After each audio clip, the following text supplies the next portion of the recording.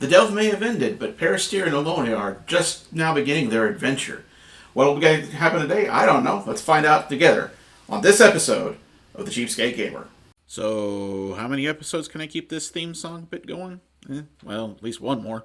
Hello Internet, welcome to the Cheapskate Gamer. I am your host, Steve Rogers. Yes, this is my real name, and as far as I'm concerned, Ultra is a MacGuffin from Star Control 2, which is a great game. If you haven't played it, if you're too young, you don't remember it, ask your parents. It's a great game. Talana was my first two. Hey, it's been a few months since the last time I've done one of these videos. It's, my family and I, we relocated to our new apartment. You can kind of see the back wall behind me here.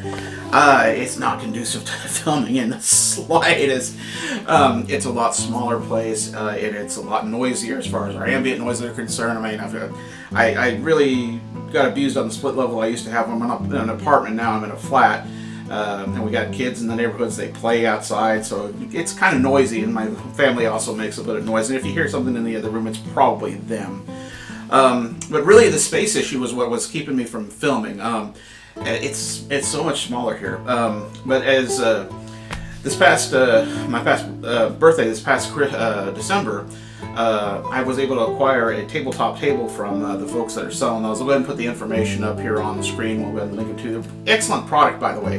Not cheap, but certainly an excellent product. And what it has let me do is, with this table, I can now set it up here on the edge of my bed. And I have a spot for my surface, and I can have the background behind me and not shoot into my bedroom, which is my wife's real big requirement for being able to film in our house. So, what else has been happening? While the time is whiled away, I've been tweaking the Cheapskate rules. We've got a new alpha version. We're now on alpha version number 7.0.1. We've got a few things that have changed in the rules since the last time I was playing. We've got new leveling up rules, and it was that the whole party would level up at one time. Now we have individual. That's an optional rule. I have tweaked the rules for reloading of ranged weapons. I mean, that was something that kind of bore out of the last episode, if you'll remember what all happened there. I've adjusted the rules for long rests. That's going on. We haven't really gotten into that. I've done a lot of tinkering with the rules for magic, which is again something we haven't exactly seen on the show so far. Simply, the big impetus there was to try and justify the existence of magical items and how easy and how hard it would have been to create the things. And there's a few other little tweaks here and there. So one of the things that I would like to do now that we have finished our delves is reintroduce our characters to y'all. I was going to do this after the delve anyway, simply because if the characters didn't survive the delve, then I was going to have to come up with new characters anyway. Since they did survive, I'll go ahead and reintroduce you guys to Perastyr the Merchant and to Elona Theodby. I've been throwing all these numbers around the last couple of episodes. Let's just see where they're coming from. One of the other things that's happened with the conversion from MacLeod 20 5th Adamantine to Cheapskate RPG is I'm starting to use, the system actually uses the character traits tables from the Cairn RPG, the first edition. It's an excellent rules light RPG. It was created by Yochai Gal, I believe that's how you pronounce his name. Bob World Builder says it's an excellent beginner's RPG for people trying to get into tabletop RPGs. So we have here our statistics, the converted statistics now for Perastyr the Merchant. If you guys will remember, he was a dwarf, he's a ranger, had a background as a merchant, and we have his various skill scores on here. He's trying to find something. He's got an unremarkable feature that's of something about his trade. Personality is judgmentally rude, loudly military, carefully scary. Quirk is to violate success, flaw, pursue illusions. Motivations, oppress patience, institute world religions, and access to opulence. One of the things now with these tables, we now actually have a bit of a physical description for him. He's lanky, which I guess means he's tall, relatively tall and skinny for a dwarf. Round skin. I mean, how does that even happen? I have no earthly idea. What is exactly that's meant by a perfect face? I assume that means perfect for a dwarf. So fairly typical, I guess. Probably talking about like looking more like John Rhys Davies as far as a dwarf is concerned. I have no earthly idea. One that doesn't quite fit for him is his vice. He says it's craven. Craven I would ordinarily characterize as cowardly, but I would say probably more of him being cautious, like overly cautious perhaps. One of the things that has turned out from these new tables is that we have learned he has had a misfortune. His misfortune is he has been exiled. Now, I'd like to combine that with his goal, which is to find something. It's a physical appearance or existence of something. I assume that he's trying to find a way to come back from his exile. Whether that's actually physical or not, we'll figure that out as through the course of adventuring. Elona is our gnome expert. She is described as a skilled crook. Also has a bit of a background as a merchant. You can see her statistics up here on the screen. She actually has a background as a burglar. She is also lanky, dark skin, long hair, broken face. We also find out that she is also exiled. And I'm thinking as a burglar, she probably that one is probably deserved, but was still tied with her goal, which is to obtain something mystical, meaning or capability. What exactly that is, we still haven't quite figured out what exactly these characters are up to, but hopefully we can do that through the course of gameplay. Some things that have come out of the delve. Let me pull these up here real quick. We have a few plot threads. Yes, that was the whole reason why I did the delve in the first place, is to give my characters a starting point from which we can get into further adventures. Our first plot thread, find a healer for Elona. If you guys remember from the end of the last episode, Elona was very badly injured in that last battle. She took 3 levels of exhaustion, and the rules of Cheapskate, once you hit 6 levels of exhaustion, you are dead. It doesn't heal particularly fast, especially at these lower levels. She might still get an infected wound, but she does not have the Horkolith plague, which is our second plot thread. Perastyr actually did contract the plague through his business that he was doing. So Perastyr has the plague that he got from being puked on by the Horkolith. We determined that in the end of the last episode. How I'm going to handle the plague is I'm going to have a series of timers. We're going to start with a D12. And for each day that passes, we're going to roll that die. The result of that die has to be greater than the number of days that we've been on that die, or else we go to the next die and the new effects from the next stage of the disease kicks in. So D12, D10, D8, D6, D4. If he runs out of time on the D4, Perastyr dies. Also, if he dies at any point throughout the whole series, if he still has the plague, he will rise up as a damn bones 1d6 later. A new Horkolith will coalesce within 50 feet at that point, at the same level that Perastyr is at the time, and there will be new Horkoliths who can form anywhere where somebody pukes as a result of being in contact with the plague. So we're kind of trying to tie in what exactly was going on with that last dungeon. That is actually an unanswered question that we have from the delve. Why was the Horkolith in that dungeon? How do we go about curing the plague? And one of the other things that was, they found like 60 gold coins of a nation that is clear on the opposite side of the continent. Why was that there? What was that dungeon for? The Horkolith mentioned bats. What happened to all the bats? We never encountered any bats. And finally, we have the very last point of an event that happened earlier in the series. Who burned down the library in Wolford, and why should we really care? Another plot point that we have left, we're going to explore that dungeon, try to finish that delve at some point. But that's not where we're going to start the session today. I think we're going to go ahead and begin with the most obvious most obvious plot point, which is to find a healer for Elona. It seems to be the most immediate thing for our characters to have to try to resolve. Well, since it's time to resolve some stuff, let's crack open the box and we'll go from there. I would like to go ahead and try to get through 1, maybe 2 scenes before this episode's over with. We'll see how things go from here.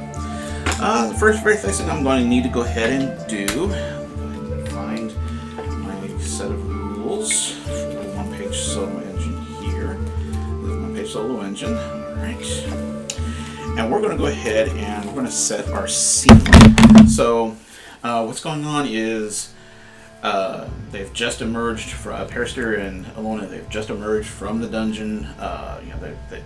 Elona is injured. I think what I want to go ahead and try and do, The first thing I needed to figure out is what time of day.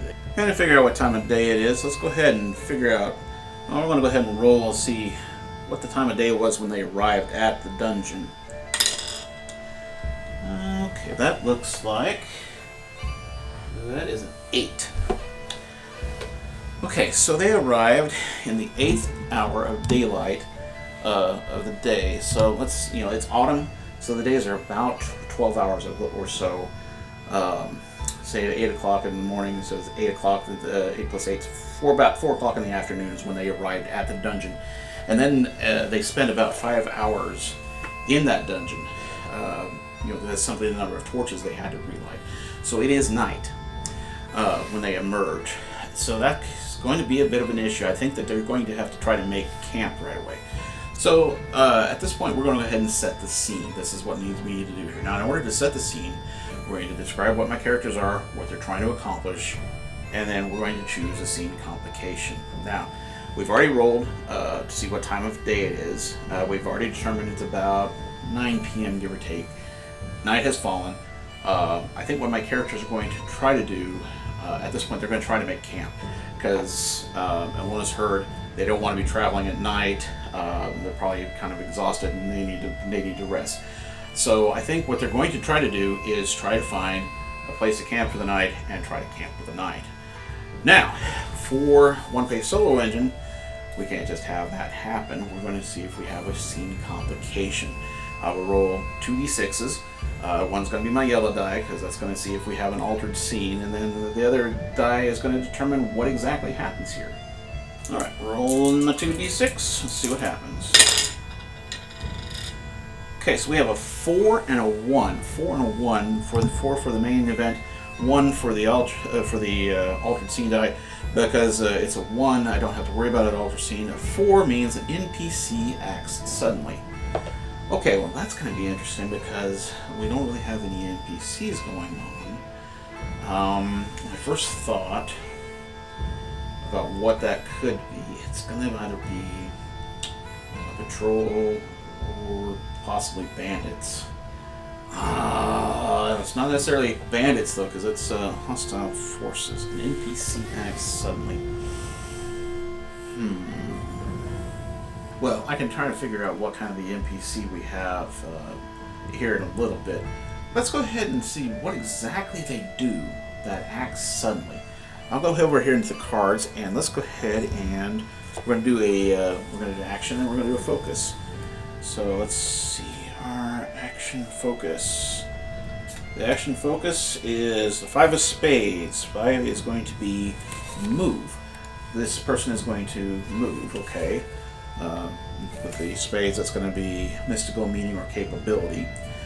And then we're talking about our topic focus, move 2 of diamonds. Move current need. Move current need, and that is technical, mental, or operation. Okay. Move current need. The current need is to find a place to camp. Okay, so I think I know what's going to happen then. First things first, let's go ahead and make a couple of skill checks to see. Is Perastyr he's a ranger.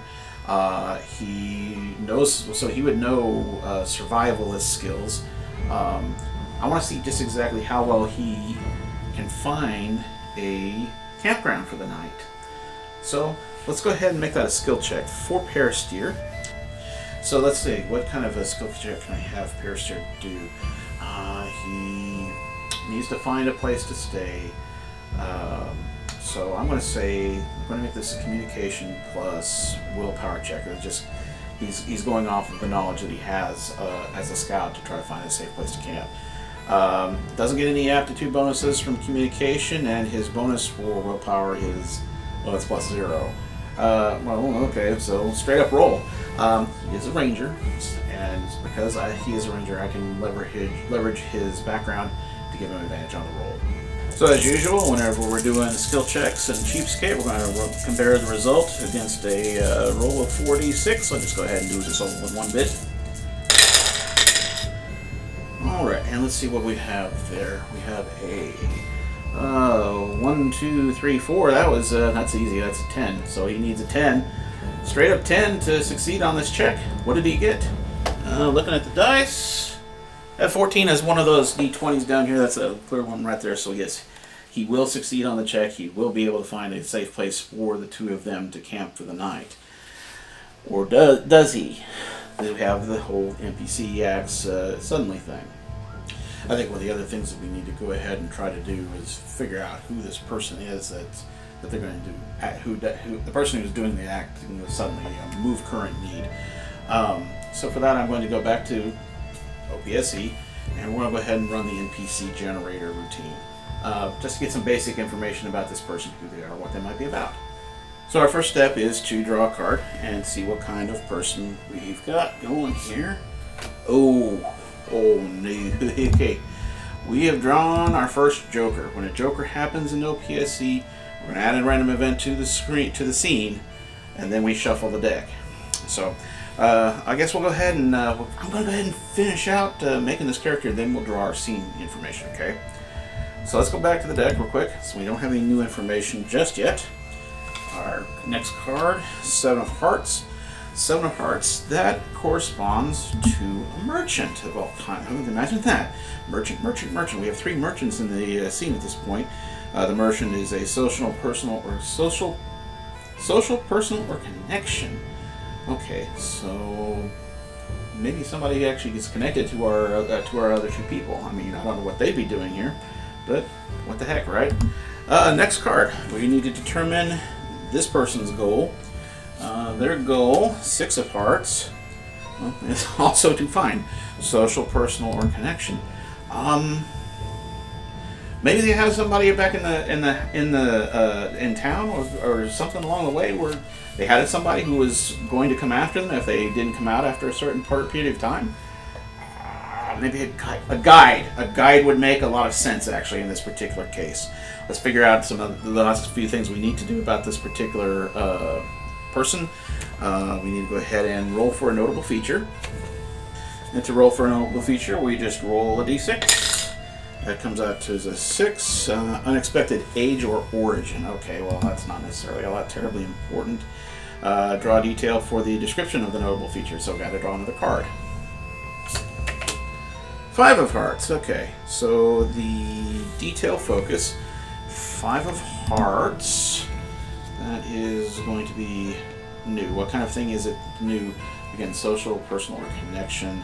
Unexpected age or origin. It has to be it. Probably, I would say unexpected age. If we're talking about a guide to this area, probably a kid. I think this is a child who has guided them there to the area and was told to come back for them after a certain period of time. So they've kind of run into this person and move current need. They're going to try to get them, they're going to try to find a campground, but it's for some reason it's not going to be safe or anything like that. Let's see, attitude to the PCs, that's an oracle. How? And the conversation, the topic focus. Okay, so that's going to be another card draw and one more dice roll. Attitude toward the PCs, we have a 5. 5 is more than expected. Well, maybe this kid was well paid whenever he got to town. That would definitely be Elona who did that, because we've determined before, Perastyr's broke. And then the topic of the conversation, Jack of Clubs. The Jack of Clubs corresponds to recent events. Now that makes sense. Recent events, the club's personal appearance, physical appearance of existence. Yeah, they're probably going to be talking about just how everybody looks right now. Okay, let's go ahead and get our random event taken care of. We'll go back to the deck for a second. We're going to once again do an action focus and a topic focus. The action focus is 6 of Clubs. 6 of Clubs, so what does it do? Oh, 6 is harm. Jeez. Okay, and then we go back to the deck. And Queen of Diamonds. Harm equipment.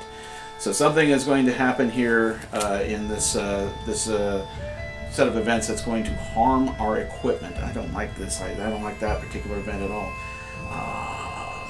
Okay, let's see. Let's figure out how this is going to play out.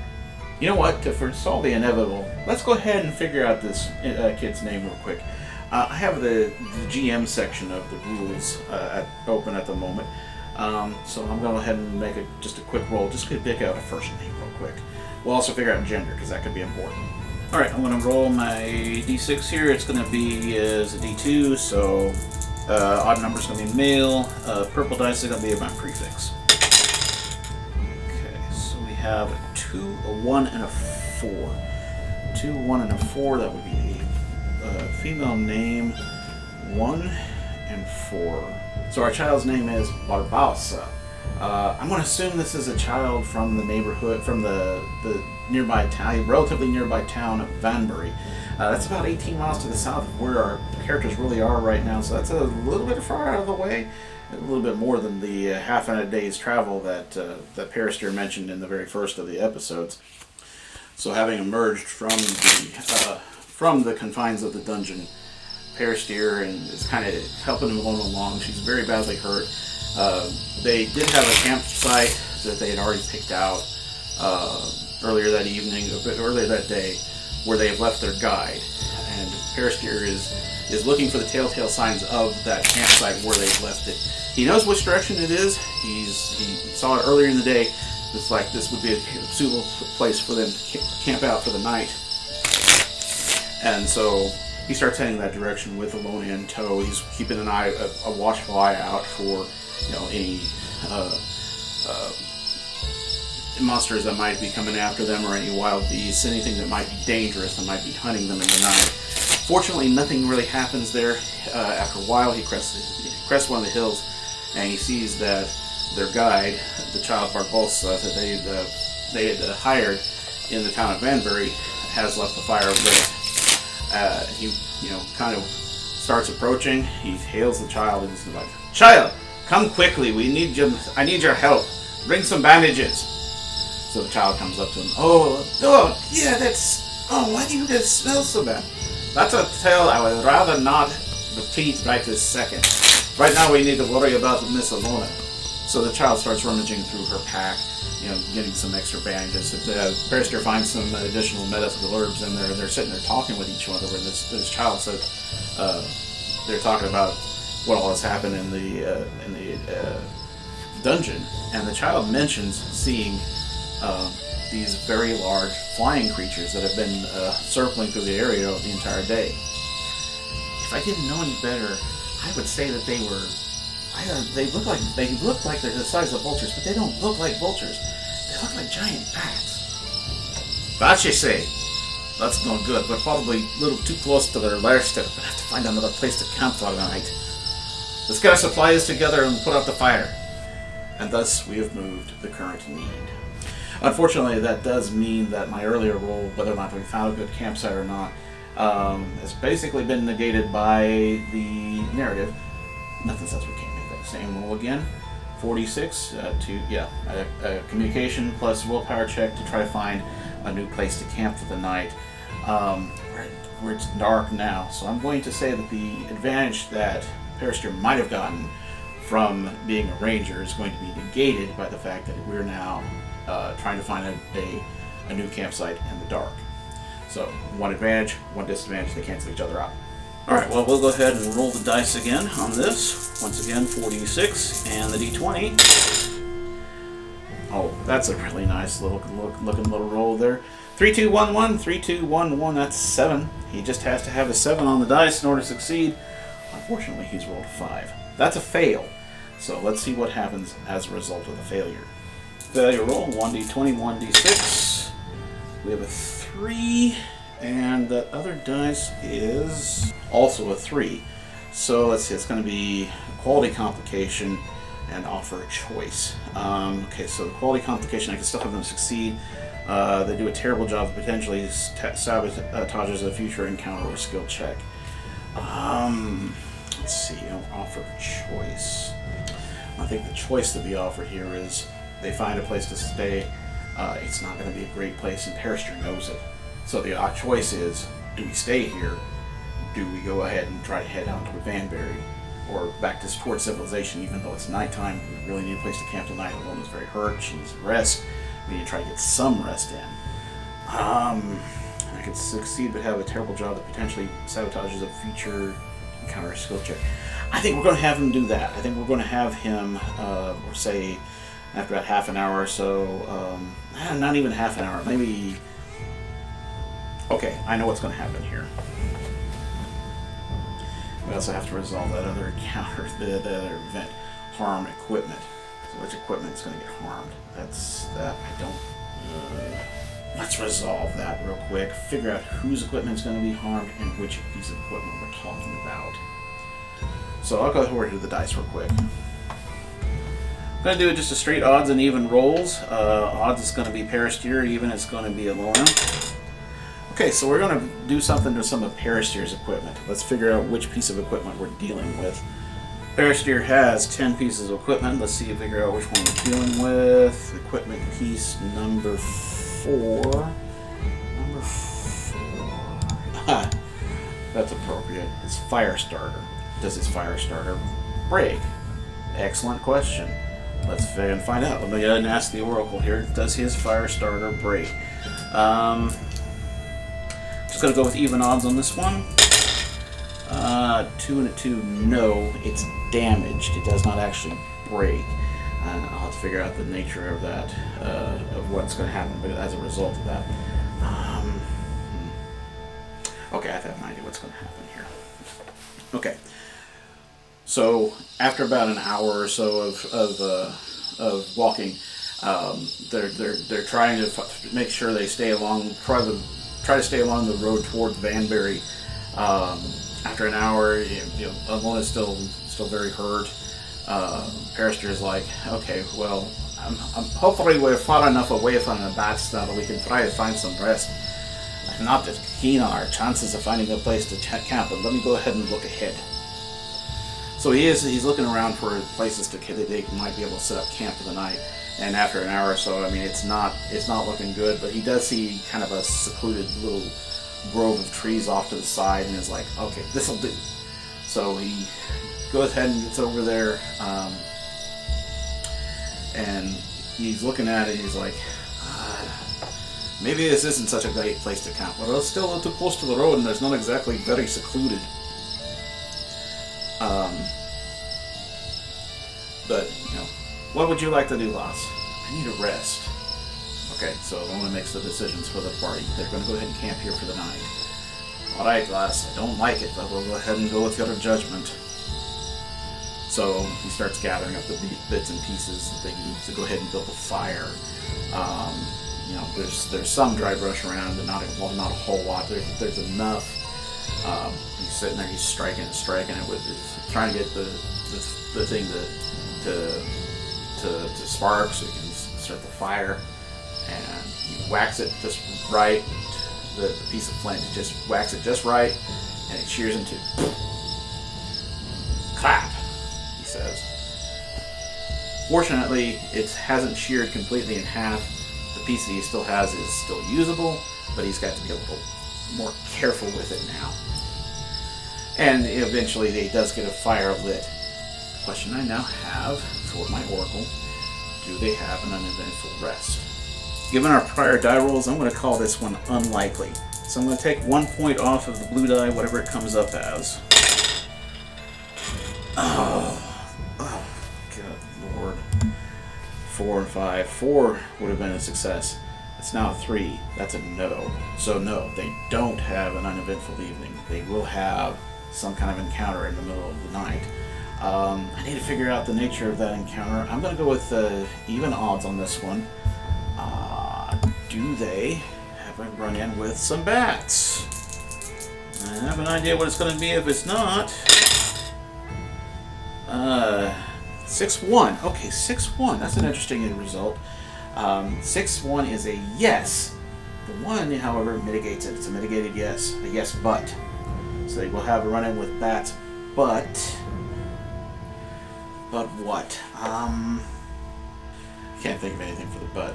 Let's go ahead and do I want to do an action focus real quick, just to see if that gives me some kind of prompt what the extra little bit might be. So I'm going to go ahead and head on over here to the cards. I have the 4 of clubs for my action focus. That would be communicate. Communicate in club's physical appearance or existence. They haven't run in with bats, but communicate. Communicate what? I gotta get a topic on that. 3 of hearts. Communicate allies. Okay, okay. What if it's not a hostile encounter with the bats? What if the bats are out hunting something, and thus the bats that they have an encounter with are actually acting as their allies in this particular case? So, what would a giant bat eat? What does a regular bat eat? A regular bat eats insects. What I'm thinking about immediately, sturges. So let's go ahead and make a quick little block for a sturge or some type of sturge-like creature. Ah! Night 2 of recording here. I had to let the kids out. I mean, I was in here for too long, so we're going to go ahead and try to hurry this thing up at this point. Okay, so we got our stat blocks now for our dire skeeters. We got just in case this turns into a combat encounter, hopefully this doesn't turn into a combat encounter at all. I'm going to go ahead and we're going to snap up a quick stat block for our bats. And then while I was overnight doing everything, I did go ahead and completely stat out Barbal. So went through the whole kit and caboodle of getting her set up. So that actually turned out to be kind of a useful activity. I got some details about her that I didn't have previously. Some of it's very interesting. Some of it taken the wrong way could be very disturbing. But you know, if it comes necessary for her to join the party, it actually turns out I created her as a 0 level character. Let's go ahead and get her on up here. Let's see what all I did. And it turns out the Cheapskate rules actually can support a 0 level character. I mean, it's a little bit more robust than what you find in a system like Dungeon Crawl Classics or Shadow Dark, but it's still there. It can still work. Okay, so we got that taken out of the way. We're back at our scenario now. So Perastyr is keeping watch over the camp while the other 2 get their rest, while they go ahead and sleep. It's getting to be pretty deep into the night. He's tired too, but you know he's going to go ahead and he's going to keep watch for a few hours, and let Elona get some rest, and let Barbalsa, the child, let her get some rest as well. And so while he's sitting there, he's keeping watch by night. The night's going by. It's clear. It's calm. You know, maybe a few wisps of cloud coming by, and he's listening. You know, listening to the sounds of the forest and watching things, making sure the fire doesn't go out of control. And let's go ahead, and at this point, let's go ahead and have him do a check. We're going to have him do a check to see if he hears the approaching dire skeeter. I'm going to say this is probably it could be a noisy animal. I mean, it sounds like a mosquito probably. But in order to do that, we'll do a check. It's going to be communication, and then probably communication plus mind. So we'll go ahead and look at his stats here real quick. We've already had Perastyr do a communication plus mind check once already this particular session. We just know it's going to be a straight up roll. I think Perastyr probably does know a little bit about what might be going on here, because being a ranger, so I will give him advantage on this check. Let's go ahead and get the roll taken care of. Alright, we have a 2, a 2, a 4, and a 6. That's going to be a 14, looking for a straight up roll. And he rolled a 19, so that is going to be a success. So Perastyr is tending to the fire, and he starts to hear this buzzing sound off in the distance, and he recognizes it immediately for what it is, and then immediately goes on alert, starts to go over to the rest of his party, and he's like, Elona, wake up, boss. We got some trouble coming in. What kind of trouble? I'm hearing the dire skeeter. I didn't think they would be existing in this part of the world, but we need to go ahead and take some kind of cover if we got anything. What kind of cover do we have? What kind of cover do they have? You know, this would be an excellent time to check the party's gear. Elona has a tent. And wouldn't she have set that up ahead of time? Would she have set that up before she went to sleep? She had to have. But let's ask the Oracle. I mean, this is going to be so exceptionally likely. We're rolling with advantage, and I'm getting +1 to the result. Yeah, that's 6 and 2. That's a definite. Yeah, she set up her tent. So of course she set up the tent before she went ahead and went to sleep. I mean, that was just kind of an obvious thing. But you never know. I mean, these sort of things. I figured I would go ahead and check on it. Okay, so it wouldn't be a good tent if it wasn't at least somewhat weatherproof, which means they can go ahead and get in the tent and just kind of close it up. Question of whether or not the fire will attract them. I think that's probable. Is the fire going to attract the dire skeeter? Even odds. 4 and 5. Yeah, that's 4. That's a yes. The fire is going to attract them. Attract the dire skeeter to their campsite. So it's going to be a matter of whether or not they can stay hidden. I'm going to call this an execution of a plan. This is Perastyr's plan, of course. So we'll go ahead and go with his stats. And we're going to say this is going to be strategy plus... oh, this be reflex or this be will. This has got to be willpower. Okay, well he doesn't have any points in strategy either, so once again a straight up roll. Not going to give him advantage on this one. This is just to see if the plan works. Okay, we rolled a 5, a 2, and a 1. 5, 5, 2, 1. That is a roll of 13. The d20 is a 13. That is a success. He got exactly what he needed to succeed. Okay, so they've woken up Barbassa. They got her in the tent too. Perastyr's in the tent. It's a 2-man tent. There's 3 of them in there, so it's a little tight. But he's at least able to kind of keep it shut, kind of being able to peek out and look and see what's going on. So Perastyr looks over at his companions and he's like, because he hears the buzzing sound is slowly getting quieter now, which is what he knows from experience, is that as the dire skeeters they get close to what they perceive as prey, they will get quiet so that they can sneak up on things. And so he's sitting there, he's watching through the hole in the tent, and sure enough, here a couple minutes comes this creature. It's kind of shaped like a mosquito, but it is the size of a normal size bat. And from experience, these things are bad news. If they get a hold of you, they can suck you dry of blood in a matter of minutes. So he's sitting there watching it. He's kind of starts circling around their campfire.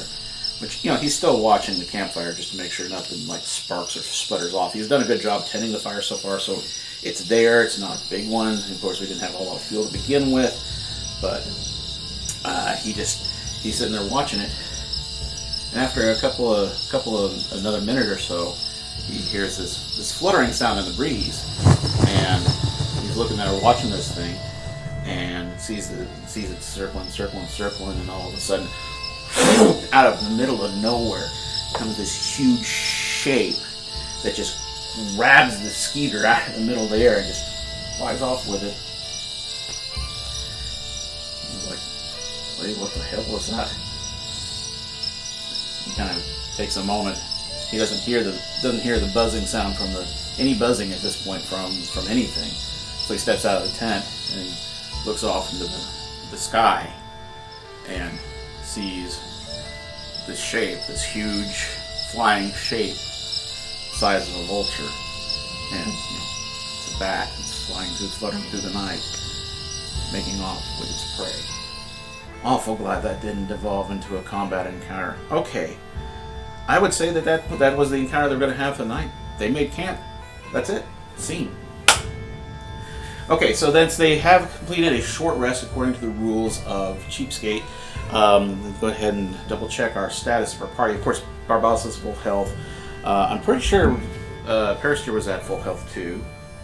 Okay, no, Perastyr was not at full health. He was actually short 4 hit points.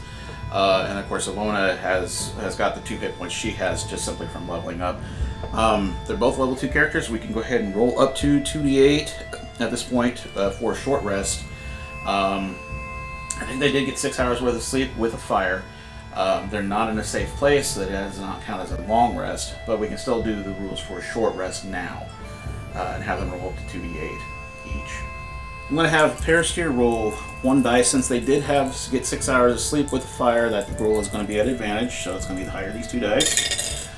And that comes out, Perastyr will gain 6 hit points worth of healing, so he's going to be back up to full health. He still has 1 rest die left. I don't think he's going to need it. I think we'll go ahead, next time around we'll be going to Vanberries, but he might need it, you never know.